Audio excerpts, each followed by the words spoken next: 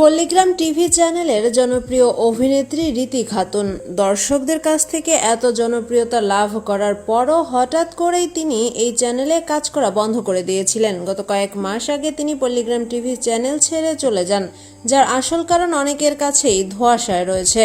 তবে সম্প্রতি তিনি নিজেই বলেছেন কেন পল্লিগ্রাম টিভি চ্যানেল থেকে তিনি সরে এসেছেন, সেই সাথে দর্শকদের জন্য দিয়েছেন একটি বিরাট সুখবর। চলুন সেগুলো জেনে নেওয়া যাক। জানতে হলে ভিডিওটি দেখতে থাকুন এবং ভালো লাগলে অবশ্যই একটা লাইক দিবেন।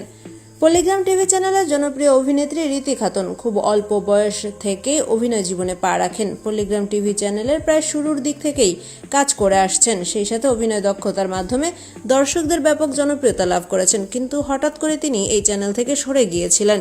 তিনি বলেন তুহিনা খাতুনের সাথে তার প্রায়শই ঝামেলা লেগে থাকতো, আর এই তথ্যটি স্বীকারও করেছে পল্লিগ্রাম টিভি চ্যানেলের পরিচালক রবিউল শেখ। তিনি বলেন নাটকের বা অভিনয়ের প্রধান অভিনেত্রী হওয়া নিয়ে তুহিনার সাথে রীতির প্রায়শই ঝামেলা লেগে থাকতো, আর তাই পরিচালক রবিউল শেখ এদের দুজনকেই পল্লিগ্রাম টিভি চ্যানেল থেকে বের করে দেওয়ার এক ধরনের হুমকিও দিয়েছিল। আর তখনই নিজে থেকেই পল্লিগ্রাম টিভি চ্যানেল থেকে সরে আসেন রীতি খাতুন। কিন্তু সম্প্রতি পরিচালক রবিউল শেখ এবং মালিকের পক্ষ থেকে বলা হয়েছে রীতিকে আবারও অভিনয় জীবনে ফিরে আসতে, পল্লিগ্রাম টিভি চ্যানেলে নতুন ভিডিওতে কাজ করতে। আর তাদের সেই অনুরোধ ফেলতে পারেনি জনপ্রিয় অভিনেত্রী রীতি খাতুন, আর তাই তিনি এই চ্যানেলে আবারও কাজ করার জন্য সম্মতি দিয়েছেন, যা দর্শকদের জন্য একটা বিরাট সুখবর হয়ে দাঁড়িয়েছে।